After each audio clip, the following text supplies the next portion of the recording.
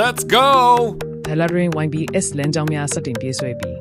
စူးလေးနဲ့ပိုထောင်ကြကိုဂိရင်ထားလေဒါလာဘတ်တို့ယနေ့ဖေဖော်ဝါရီ73ယနေ့မှက YBS ရင်လမ်းကြောင်းတများစံတက်ပြေးဆွဲလက်ရှိပြီး YBBC နဲ့ YUBD မှဝဝင်ပြေးဆွဲနေတာဖြစ်ပါတယ်လက်ရှိမှာရင်လိုင်းတိုင်းစီတွင် YBS အရေးအတွက်အနည်းဆုံး9စီးမှ10စီးဖြစ်ပြေးဆွဲပေးနေပြီးရင်စည်းကမှတယောက်4ရက်ချက်ဖြစ်က YBS ကပ်ဖြစ်နေပေးချင်နေပါတယ်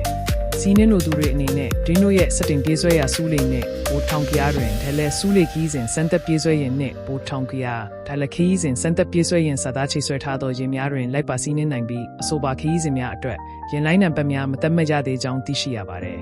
ပြေးဆွဲလမ်းကြောင်းမှာလည်းစူးလေးမှဒါလိုက်ဒလမစူးလေးနဲ့ပိုထောင်ကြမှဒါလိုက်ဒလမပိုထောင်ကြဖြစ်ပြီးလမ်းကြောင်းမှာအောက်ဖို့ပါပြအတိုင်းဖြစ်ပါတယ်လမ်းကြောင်းတဲ့စူးလေးမှဒါလိုက်ဒလမစူးလေးအစူးလေးမြို့တော်ခမ်းအလန်း30အနော်ရထားလန်းအကုံစည်းတန်းအနော်ရထားလန်းအလတ်တာအနော်ရထားလန်းအရေးပေါ်ဌာနလမ်းမတော်လန်းဖုံးကြီးလန်းဒဲလ်တကအဒဲလက်တွန်တေးလန်းဆောင်အကြောင်းရှိအထက်ကလေးအဒဲလူတွန်တေးလန်းဆောင်ဒဲလ်တကဖုံးကြီးလန်းအတရက်တော့ဘူချုပ်အောင်ဆန်းလန်းအရေးပေါ်ဌာနလမ်းမတော်လန်းအညောင်ပင်လေးစေကန်းနာလန်းအလတ်တာကန်းနာလန်း